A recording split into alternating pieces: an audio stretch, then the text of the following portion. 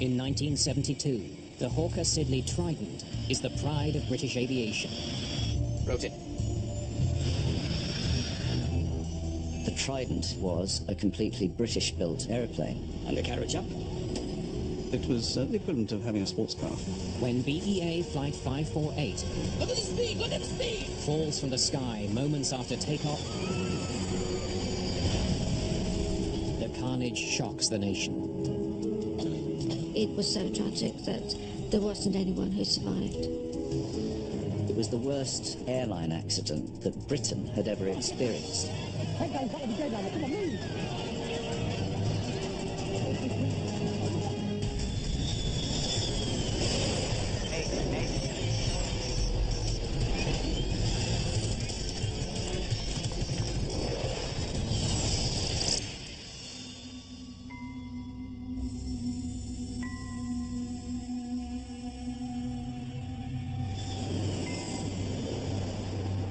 London's Heathrow Airport. Line 548 requesting start.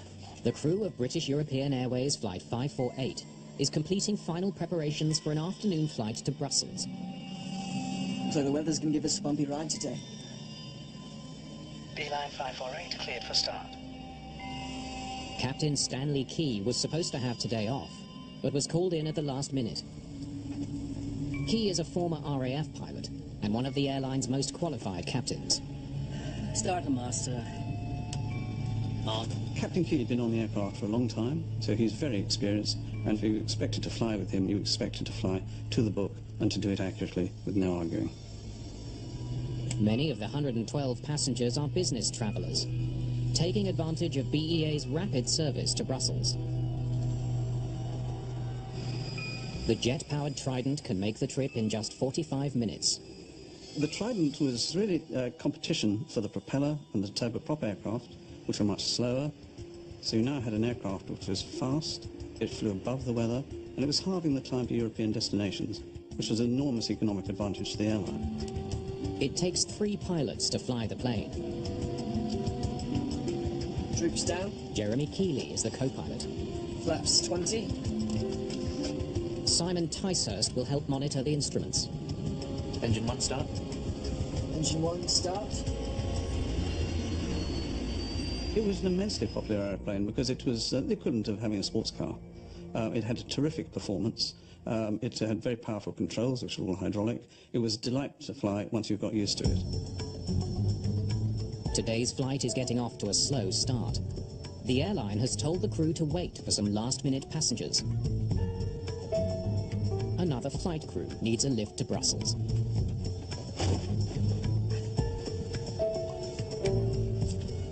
Have a seat, Captain. There was over 30 years difference between Captain Key and the 2 other members of his crew.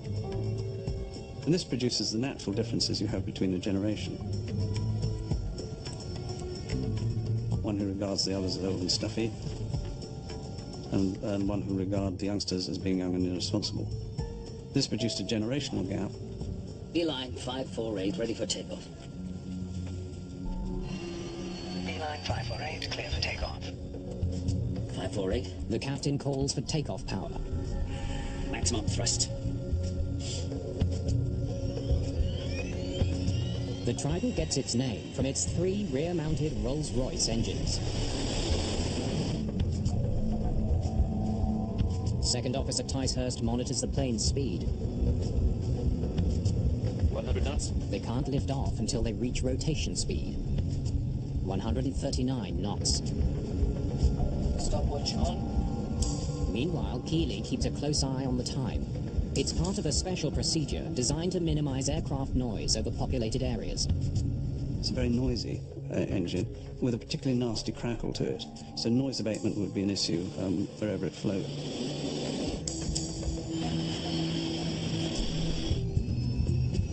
Rotate. Once they've gained enough altitude, they'll have to throttle back slightly to reduce the noise of the engines. They've got to adjust the power, i.e. reduce it, just when it would be really rather nice to keep the full power on, but they've got to reduce it for noise abatement reasons, Officials at the airport measure the noise level after 90 seconds. If the pilots get it wrong, they'll have a black mark on their record. The pressure on you is to do it quickly and to do it accurately. Undercarriage up.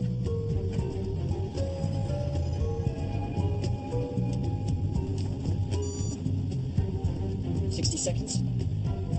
As the plane climbs, passengers are rocked by turbulence.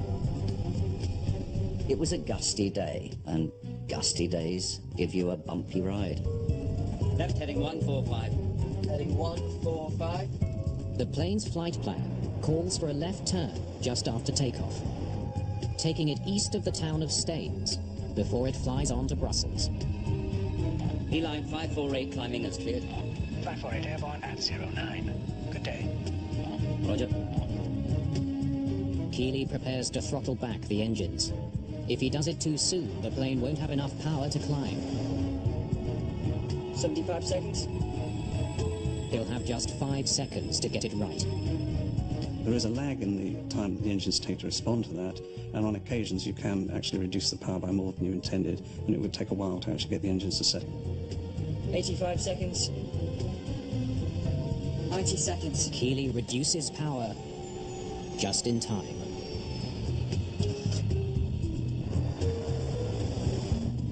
Passing 1,500 feet. The procedure goes well. 548 climb to flight level 60. Squawk 6615. The tower clears them to a higher altitude. Up to 60. Then, What's that? the plane begins to lose altitude.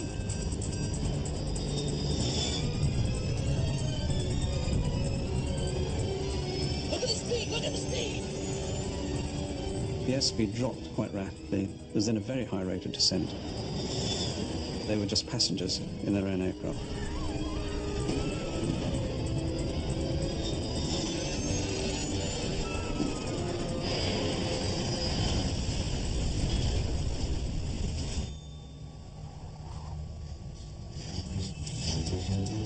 The plane has crashed in an empty field just meters from the town of Staines.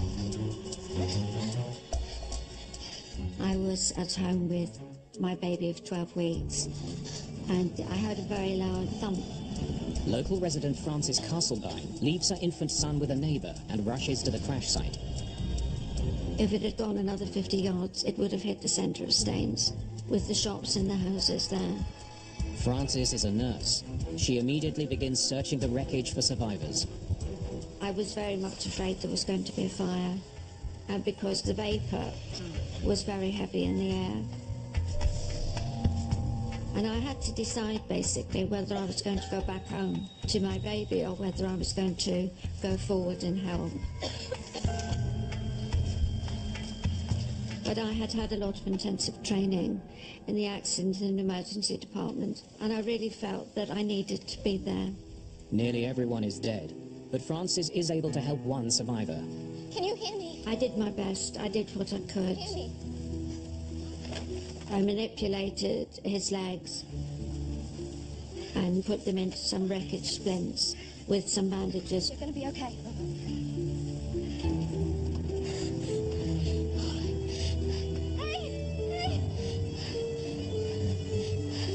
I'll put them away. The man's injuries are too severe. Despite her quick response, he soon dies. It just was so tragic that there wasn't anyone who survived. All 118 people aboard BEA Flight 548 are killed. This accident was pretty horrifying because it was the worst airline accident that Britain had ever experienced, and BEA was reckoned in those days to be the kind of airline that just didn't have crashes, and this time they did.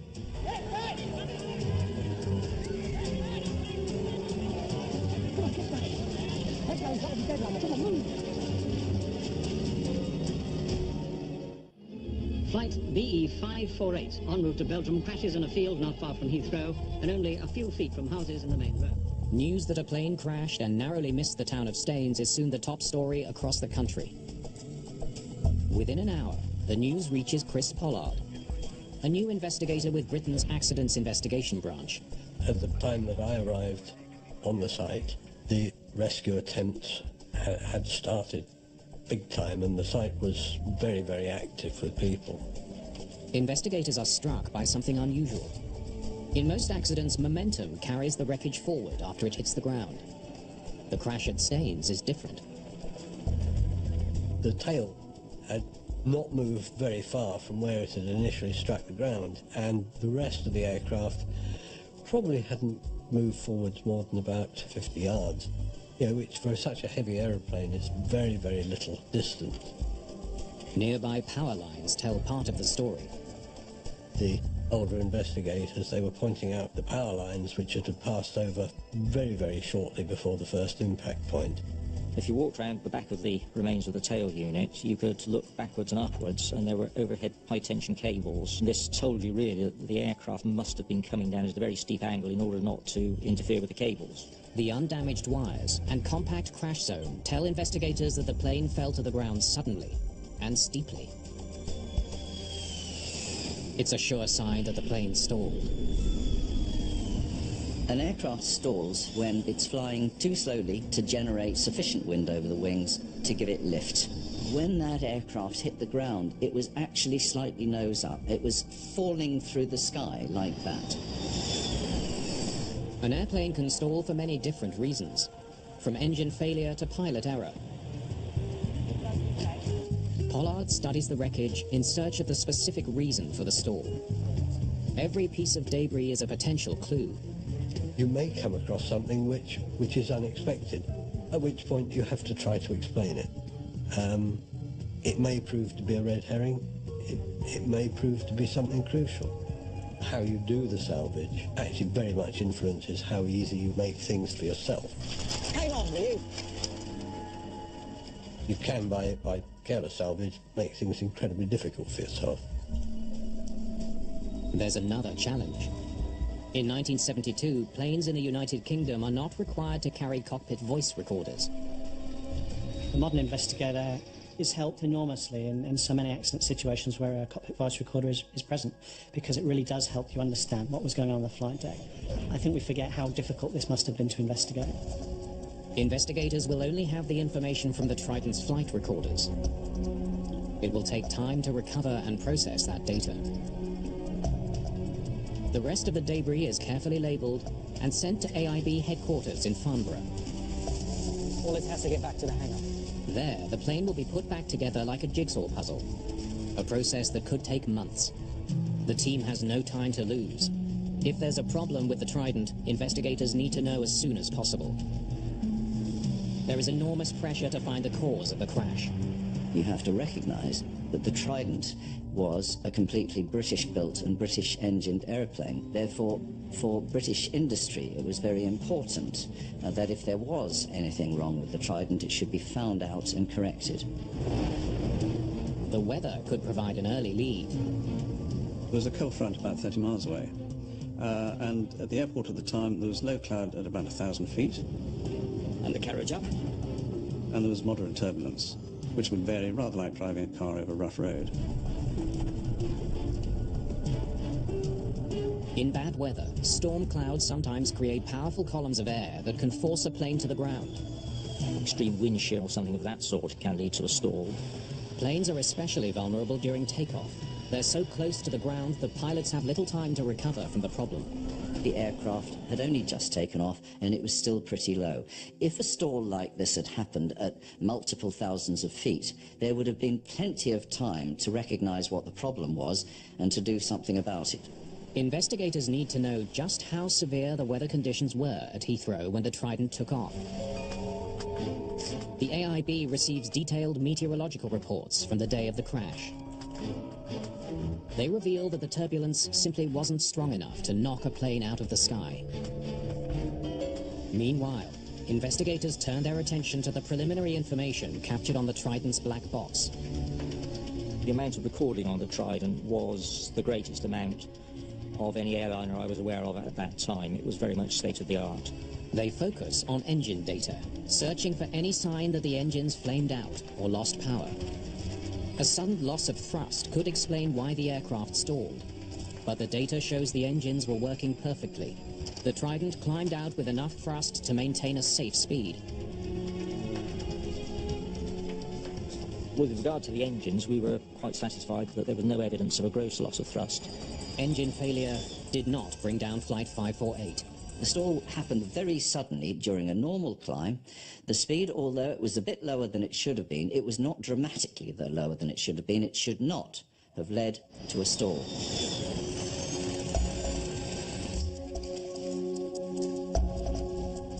At AIB headquarters, the engineers concentrate on piecing together the wreckage.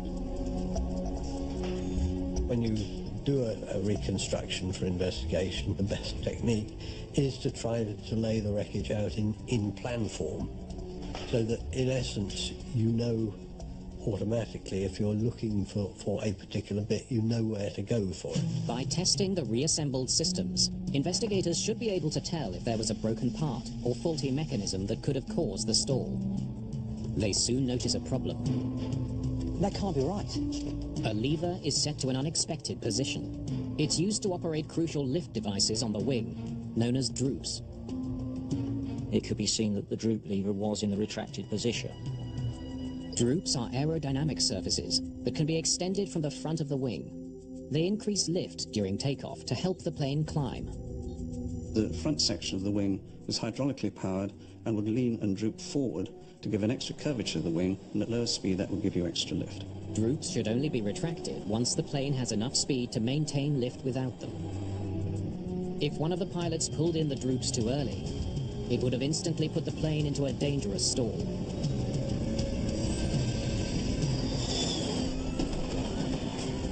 The discovery baffles investigators. How on earth did somebody manage to retract the droop lever and nobody noticed that that had happened? And it didn't make a lot of sense. There's no way to tell just by looking at the droop lever whether the crew moved it before the crash or if it was jostled out of place by the crash itself.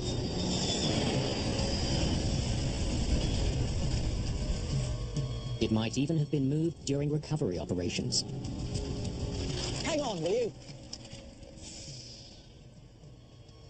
We had the whole of the droop system laid out on tables in front of the wing.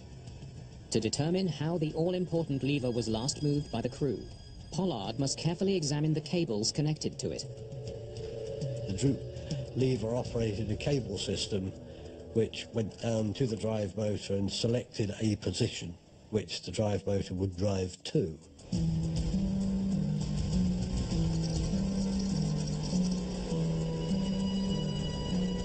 Retracted. They determined by an examination of the wreckage that the droops had been retracted at impact. There's no longer any doubt. Someone in the cockpit moved the droop lever. It's a troubling discovery. As the awareness developed that there had been incorrect operation of the droop lever, the inevitable question arose, well, who had operated it? The deadliest aviation accident ever to occur on British soil was caused by pilot error. This prompts urgent questions about the mental and physical state of the crew. Autopsies are always done on flight crews if they don't survive an accident. A very simple thing is they want to find out whether there was any alcohol or drugs in the blood of the pilots. While pathologists search for a physical cause, Put up the personnel records. investigators focus their attention on the pilot's history. The technical investigation at Staines had to rule out technical causes of the accident, and when it had done that, it really needed to look at the performance of the crew. Why did they do what they did, or why did they not do what they may have done on the day? They study the captain's previous flights. He has an impeccable reputation. Captain Key was a very experienced Trident pilot. He had over 4,000 hours, and he was an experienced captain as well. His climb-outs from Heathrow are almost always flawless. And the carriage up. But on the day of the crash, he does things differently. Let me see those airspeeds from the day of the crash. Please. Beeline 548 climbing as cleared. 548 airborne at 09. Good day. Roger. As he flew out of Heathrow, Key was flying the Trident a bit slower than usual. On this occasion, from almost immediately after takeoff until the accident had occurred itself, there was a noted disparity between the speed that he should have been aiming at and the speeds that he was actually achieving. It's an intriguing clue. This is not the way Captain Key usually climbs out after takeoff. The performance at low speed was quite critical. The aircraft relies on its speed to provide lift. That means particularly close to the ground, it has to be flown very accurately. Put up the photo of Key. Key's normal performance came up to normal standards, but this, on the day, was well below standard. So they looked for reasons why this might be so. Now the tray table from the wreckage. A piece of wreckage points to a possible explanation. In the sort of engineers area, there was a little table, and on that table there was some graffiti scribbled, which gave a few rather facetious comments, obviously from a pilot who'd been sitting in that position. Bloody fools. It said Key must go, and there are a few other derogatory comments added as well. Could you hand me the photograph? Graffiti found in the cockpit hints that the crew wasn't getting along. Perhaps a poisonous atmosphere in the cockpit made it difficult for the pilots to do their job. Lights up. Investigators looking for any kind of clue that tells you about perhaps the atmosphere within the airline or within the crew on the day. Could you get this over to handwriting analysis for me, please? Was it particularly tense? Was it particularly aggressive? And these are small factors that might give a clue to that. If handwriting analysis can identify who wrote the graffiti, investigators may be one step closer to understanding what really happened in the cockpit of BEA Flight 548.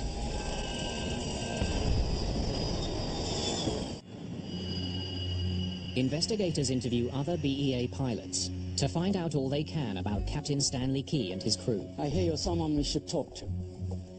Yeah. I need to tell you what happened. Pilots at British European Airways are on the verge of a strike. Captain Key is seen by many as a company man. There was work to rule going on.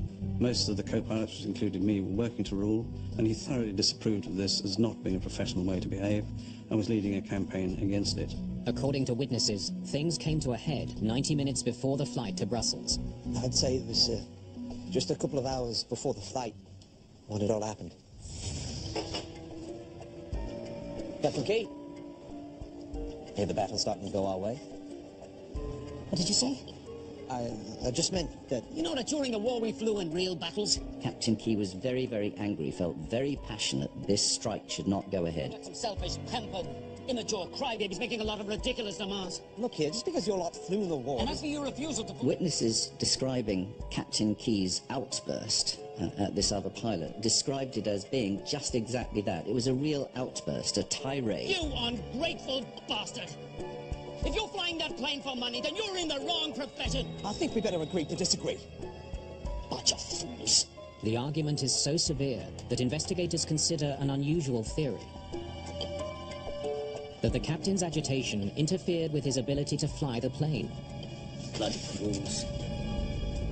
548, climb to flight level 60. Squawk 6615. Distracted and angry, Up to 60. he might have pulled the droop handle without thinking. The multiple warnings would have added to his confusion. If you go from what is apparently a normal flight into something which is seriously dangerous, it will produce a shock response. And that means your ability to think clearly and to act decisively is very difficult. We've got that queued up. Let me listen to it, will you? Yes. Thanks. Although the Trident is not equipped with a cockpit voice recorder, Beeline 548, ready for takeoff. the captain's conversations with air traffic control are recorded. Beeline 548, clear for takeoff, 28 right. 548. The human performance investigators trying to understand a simple thing. What was going through the mind of the crew at the time of the accident? Why did what happened make sense to them at the time? Beeline 548, climbing as cleared. 548 airborne at 09. Good day. Roger. They immediately notice something unusual. Captain seems awfully quiet. 548, climb to flight level 60. Squawk 6615. Up to 60. The captain's infrequent radio calls are so short, they don't even meet aviation standards. For a proper response, if you are given a clearance, you have to repeat it back with the call sign of the aircraft. That was all missing. Inadequate responses are out of character for this strict captain. With hindsight, you and I might make a judgment about the way Captain Key was feeling at the time, that he felt he was under stress or very busy or having to concentrate very hard, or maybe all of those. The conversation with the controller provides no hint about why the captain is stressed. Investigators are left with yet another question. What's going on in that cockpit? Stress takes many forms. It can be physical stress, or it can be anxiety, perhaps caused by, in this case, an argument. And all of those things will add workload to our brains and reduce our ability to deal with things. Results from the handwriting analysis are in. These are similar C's on the BOAC and on the license. Discovering who scrawled graffiti in the cockpit could be the break investigators need. Simple enough letter that could be. The sample is similar to the co-pilot's handwriting. More of those D's. But experts conclude it's not a match. They never positively identified the handwriting and the graffiti as definitely being one of the pilots who was in that crew. It's another dead end. Investigators are no closer to understanding why BEA Flight 548 ended in tragedy. Right, could you show me some of the switches on the Trident here? Desperate for leads, they travel to BEA's flight simulator outside London. The team hears about a nagging problem for pilots of the Trident plane. The handle used to retract the droops is nearly the same shape as the one used to adjust the flaps. I can see why you confuse them. One has to bear in mind that it's being moved by the palm of the hand, and it's not easy to identify one from another. Line 548 climbing as cleared. It's the co-pilot who's supposed to raise the flaps after takeoff. 548 airborne at 09. Good day. Roger. But the third pilot sometimes helps out. 85 seconds. The noise abatement procedure added to the pressure. If the flaps were already up, it would be all too easy to pull in the droops instead. There were circumstances under which it would be possible quite easily to retract the droops early, and that could be catastrophic. If their theory is right, investigators should be able to find other cases where pilots made the same mistake. The team reviews the flight records from nearly 100 other Trident flights. It's not just this crew. They find 2 near accidents where pilots pulled in the droops by mistake. It's suddenly beginning to look like the captain's argument in the crew room had nothing to do with the accident. Poor design may be the real cause. Then comes news that puts investigators on an entirely new path. In Captain Key's routine medical examinations before this, nothing was reckoned to be wrong with his health. It was only after the accident, when an autopsy was carried out, that it was found that he actually had some severe coronary problems. There was medical evidence showing that the captain had suffered of a heart condition. It seemed to be the missing link. Although the captain's heart problem did not show up in his regular medical exams, he had a deadly condition. Now, as you can see, here... Key had, without even knowing it, a clogging of the coronary arteries. This in turn caused the heart... What did you say? You realise that during the war we flew in real battles, like hampered... Pathologists believe that Captain Key suffered heart failure sometime within a 2-hour window before the crash. That is totally unprofessional. It may have been caused by a sudden rise in blood pressure. And you ungrateful bastard! Captain Key may not have had symptoms of a heart condition prior to the accident, but following a stressful event, perhaps after the argument, it seems to have started to have an effect on him. Bloody fools. The theory could help explain the captain's unusual radio calls. Beeline 548, clear for takeoff. 548.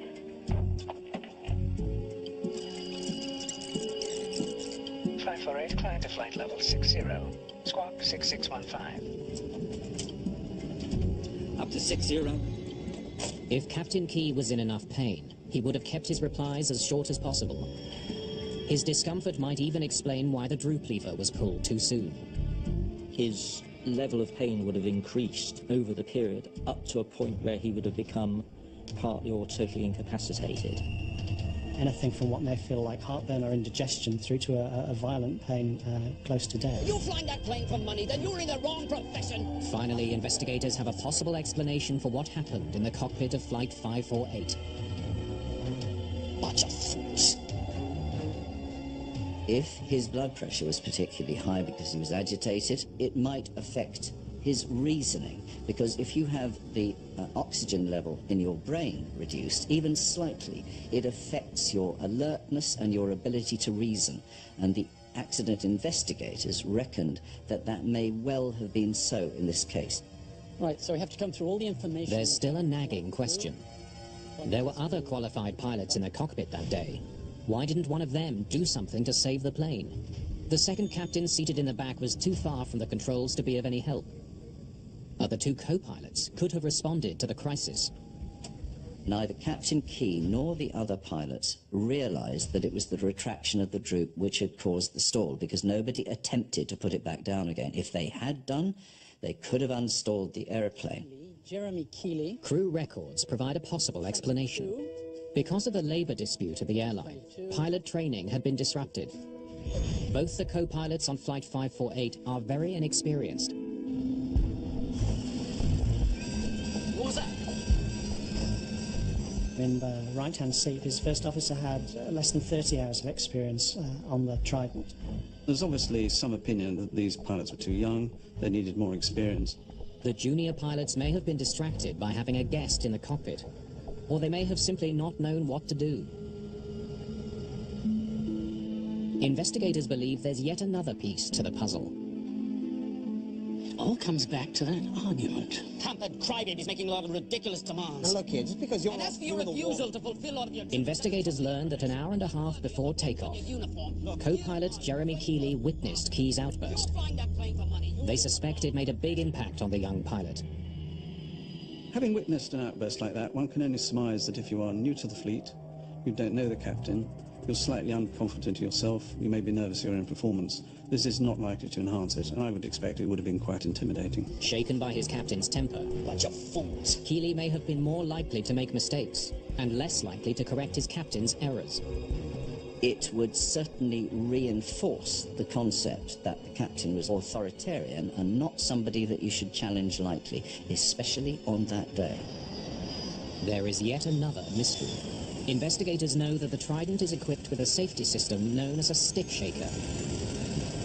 If a plane's speed drops too low, the control column begins to shake, giving the crew a dramatic warning that their plane is about to stall. Which will shake the column very distinctly and produce an unmistakable rattling noise at the same time. Pilots are trained to react to the stick shaker by pushing the nose of the plane down to gain speed and increase lift. If that doesn't work, the system has a failsafe, the stick pusher. It will move the controls forward to push the nose down, even if the pilots don't. The pusher would make sure that firmly the aircraft's nose was lowered into an attitude where the speed would increase and you would recover. Why didn't the system prevent Flight 548 from stalling and save the lives of everyone on board?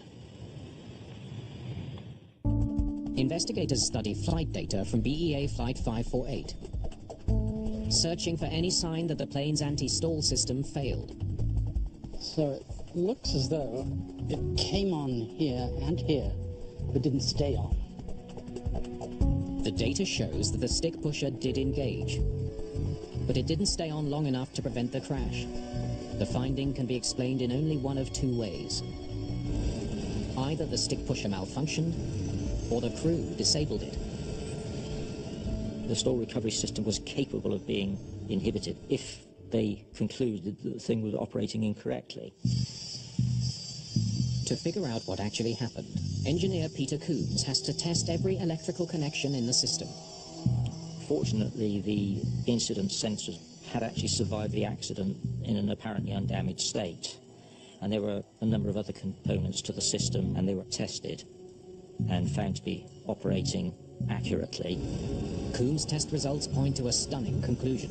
The plane's anti-stall system was working perfectly, but for some reason, perhaps because they didn't think their plane was actually stalling, one of the pilots disabled it.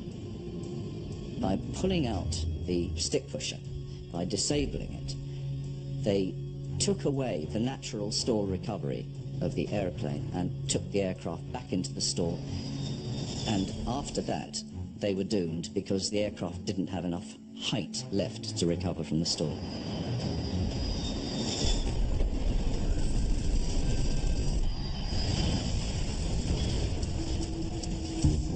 It now seems the crash of BEA Flight 548 was the result of a tragic combination of factors. First, a looming strike that led to an argument. Taking all the ridiculous demands. And as for your refusal to... A heart failure that was possibly triggered by the fight, confusion over control levers, and co-pilots too junior or too intimidated to step in when things started to go wrong.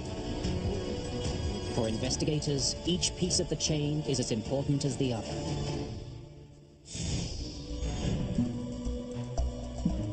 Trying to solve something that's enormously complex, there's likely to be lots of small factors that influence any accident, no one simple thing. After the crash, authorities implement a number of changes designed to prevent similar accidents from happening again. Handles on the Trident and other planes are redesigned to eliminate the possibility of confusion. Cockpit voice recorders are now standard equipment in almost all commercial passenger planes.